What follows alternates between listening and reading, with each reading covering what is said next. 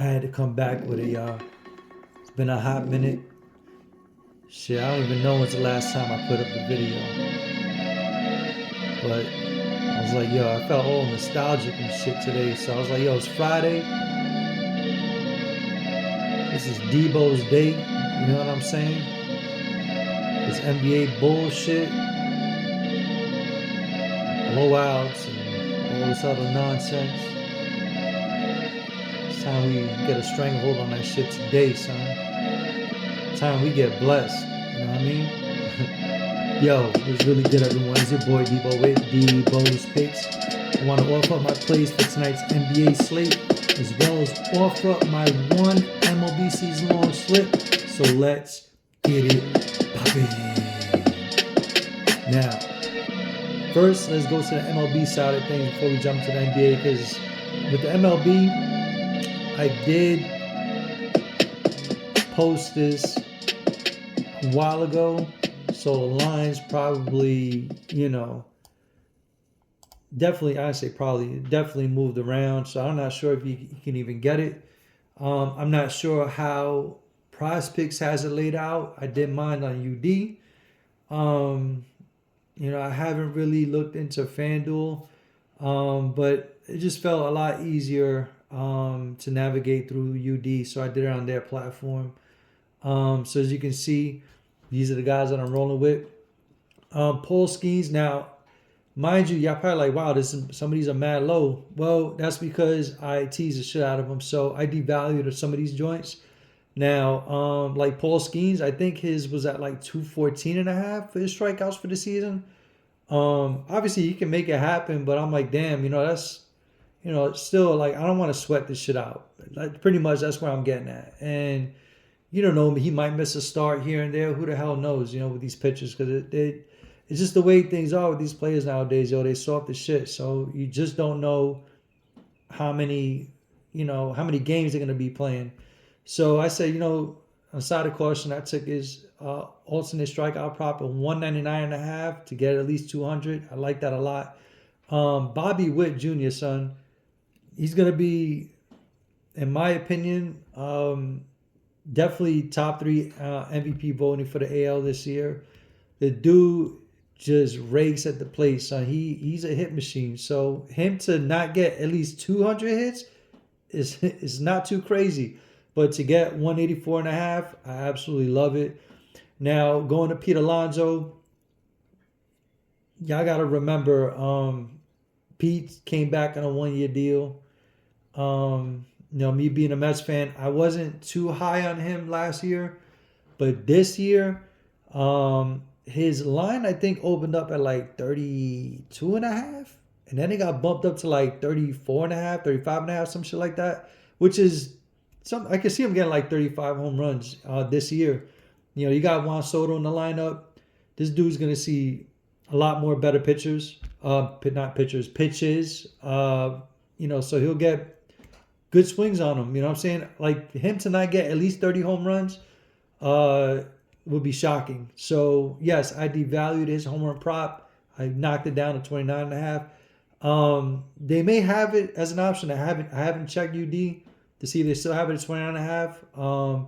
Not sure if they even lowered it even more as far as the value. But regardless, I took it at 29.5. Michael King. Now, y'all remember last year, Michael King was probably the most consistent pitcher as far as strikeouts are concerned and fantasy score. But obviously, there's no fantasy score season-long joints. But anyway, Michael King getting 184.5 strikeouts. Definitely easily attainable for him. He seems like a durable pitcher too. He's like an old school cat, throws mad pitches. So he's definitely got that leash to go. So, go 6 innings, 7 innings. But regardless, even when he went 5 innings last year, I don't know if y'all remember, he would K like 8 dudes. He'll walk like a few. You know what I'm saying? That's why his pitch count was always mad high. But he'll always rack up them Ks, regardless of how many innings he pitched. It was crazy. And that was his first year with San Diego as a starter. He came over from the Yankees, if y'all don't recall, in a trade for Soto when Soto went to the Yankees last year. So, he burst onto the scene and dude was money. So now he's going to be I don't know if I guess Dylan Cease is still with the Padres, but is it's easy to say Michael King could be the ace of that staff just as well as Dylan Cease. So I like Michael King going over 184 and a half. Gunnar Henderson did not tease this. I'm shocked. It was at 32 and a half. I'm not sure where it's at right now. The dude, he's the best hitter on Baltimore right now. Young cat. I can see him getting 40, you know what I'm saying? So 32 and a half, give me that shit all day. Yordan Alvarez, I did take Yordan Alvarez's home run prop and lowered it down to 29 and a half. I think it was at 34, 35 and a half. I can see him getting 35 to 40 home runs this year. So I was like, you know what? Let me play it on the safe side again. I don't really want to sweat most of these props. So give me Yordan to go over 20 and a half easily. I'd be shocked if he doesn't go over that. Moving on to Vlad. Vlad, 172 and a half hits. Remember, y'all, this is his final year with the Blue Jays. And y'all know how these players do, son. NBA, NFL, don't matter, MLB. On their final year of the contract, when they're trying to get paid, that last year, son, they go ballistic. And I love Vlad's home. You can take his home run prop if you want. I went with his hits. You could take his home run prop if you want. You could take his hits prop if you want. I prefer his hits prop at 172 and a half. If you look at his stats, I don't have it right in front of me, but going off of memory, he's gone over this number, and this is his final year of the contract. The dude's trying to get paid as the top first baseman in the league. So give me him to go over 172 and a half. I'm not sure if it's still there. If it's, I'll take it up to 180. So if y'all can get it under 180, like 179 and a half, or what I got it for, jump on it. If you don't feel warm and fuzzy about it, then go for his home runs. I like that too. I forget what it was at. I think it was pretty low, 32 and a half, I think, something like that. But Vlad, Vlad got that pop, son. He can make it happen. But like I said, up to y'all. Moving on to Logan Gilbert. I took his strikeout prop here. Y'all remember Logan? He was another one. One of the most consistent pitchers last year that made his bread. He, to me, is the ace of the staff for Seattle now. He's proven to be that guy. He's bumped Castillo. You know what I'm saying? So I see him definitely getting at least 200 Ks. So give me him going over 194 and a half. These are my favorite MLB props as it stands for today. I'll be doing some digging as we get closer to the season starting to see if I can find anything else to put another slip up. But these are my favorite for the NFL season. My bad. I'm thinking about the NFL. The MLB season long slip. You know what I'm saying? So here it is. Try to get as close as you can, wherever platform you're using, FanDuel, DK, or Prizepicks or whatever. All right, so let's move on to the NBA. Now, on the Discord, I posted my 2 PODs, and that being Miles Bridges going over 8.5 rebounds. Right now, there's mad value on it. It's plus money to take the over on 8.5 rebounds. Miles Bridges can make it happen, especially against the Spurs. They give up the second most rebounds to opposing power forwards. Miles Bridges is like a Josh Hart in a power forward body. So you combine that with the Spurs deficiencies and keeping dudes out the paint and grabbing them rebounds, Miles Bridges can go get it. So get that over 8.5 plus money right now. As the day moves along, I can see that getting knocked down to even money and him kind of being slightly favored to go over 8.5 as the money comes in. But for now, the value is there, so I would jump on it.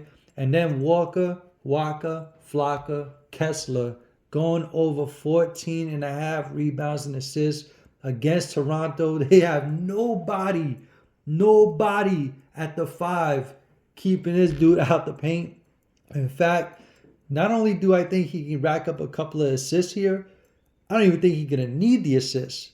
The rebounds alone will get him over 14.5. You know what I'm saying? So give me Walker Kessler easily going over 14.5. Now, mind you, why didn't I take his rebound prop straight up? Because they already devalued it at 12.5. So I'm like, you know what? Bump that. I can see this dude grabbing like 15, 16 rebounds and a couple of assists. So I'd rather get that even money instead of losing money because they're devaluing that prop for his rebounds. So that's why I got the combo here. If y'all want to take the rebounds alone at 12.5, by all means.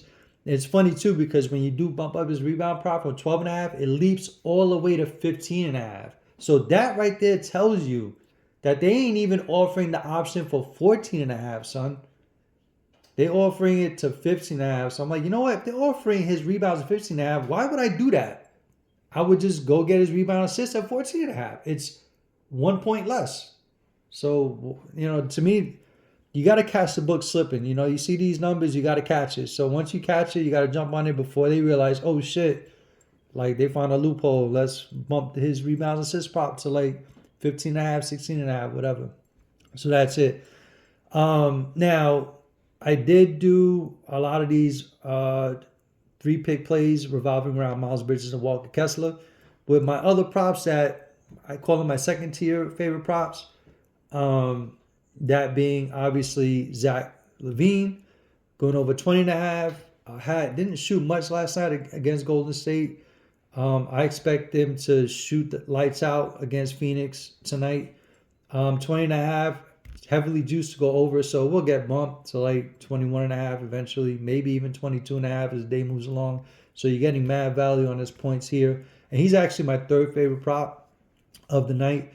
Evan Mobley comes in as my fourth favorite prop, going over 20.5 rebounds with no Donovan Mitchell. He is out. And I fully expect the small forward from Memphis, the rookie, forget his name, it escapes me, but he's a pretty damn good defender. And I watched what he did against Jalen Brunson. He was just a pain in the fucking ass, son. So he's the one that's gonna guard the best offensive threat. And he obviously is too short to guard Evan Mobley. You know what I'm saying? So Evan Mobley he's a center / power forward. And this rookie cat, my bad, his name escapes me. Small forward for the Memphis Grizzlies. He's a very good defender. And he always goes up against the smaller guards that, depending on if that's their best player that they're facing. And it will be Garland in this case. So maybe attack Garland's assist to go over. But I can't F with Garland, man. I don't even know. Like, he's another one that I don't understand. If you look at his average for the season as far as his points, I don't even know how it's at that. You know what I'm saying? To me, he's not an all-star player. I just don't watch him drop 50 tonight. I'm talking all this shit. But anyway, y'all already know I don't like Garland. I already expressed that in the Discord. By the way, if you haven't joined Discord yet, I will drop it down in the comment section of this video for y'all to join. It's free. Now, on the other slips, the bigger slips, I watered down each prop. So this is what I would like to call Devo special for the day. And generally that means I'm taking my two favorite props as it stands, not devaluing it. This being Bridges and Kessler. And I'm linking them up with every other prop that I like, but watered down. So there's two of them here. The reason why there's two, I'm hedging Desmond Bane with Ja Morant. Now, I would take both of these cats straight up, but I don't know if Jaren Jackson's going to play tonight. So if he plays tonight, taking Ja Morant 23.5, you might be getting hooked. You might. He could go over, of course. But I'm just saying, you might be playing the hook game. Because when Jaren Jackson comes back, he's going to take away some touches. It's that simple. Same thing goes for Bane. So if Jaren Jackson's in, Bane's going to lose some touches. So in this case, you can either take Ja Morant's assist if you want, but I'm not going to be floating all over the place. I'm going to try to keep it as simple as possible. So with that said, this one slip would have Walker Kessler, rebounds, assists, Miles Bridges, rebounds, Kawhi Leonard knocked down from 23.5 to 19.5, Evan Mobley knocked down from 20.5 to 16.5. Zach LaVine, I kept it as is at 20.5. I really feel like he's going to get over this 21, 22, 23 points, or even more than that. So I like his matchup against Phoenix a lot, actually. Ivica Zubac, got him going over his rebounds and assists, going up against Atlanta.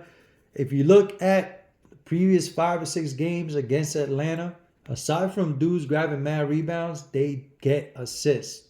And if Vika Zubac can grab them boards, I think he's at 13.5, juice to go under. So they got him getting probably around like 12, something like that. But if Vika Zubac can also dish the rock. And like I said, opposing centers have had success in racking up those assists against Atlanta. So give me Ivica Zubac going over 15.5 rebounds, assists. Emmanuel quickly, 4.5 assists. That's the line that it's at. It's already been devalued, so I can't devalue it anymore. But it's juiced to go over 4.5. I like that matchup against Utah. Utah gives up the second most assists to opposing point guards, especially if Scotty Barnes is out. Emmanuel quickly, I can see this 4.5 assists getting bumped to like 5, 6.5, something like that. And like I said, Desmond Bain on one slip devalued his points prop in 19.5 to 16.5, and then John Morant from 23.5 to 19.5. So these are the plays I'm rocking with for today. Till then, best of luck. I'll see you on the next one. Let's get this paper. Peace.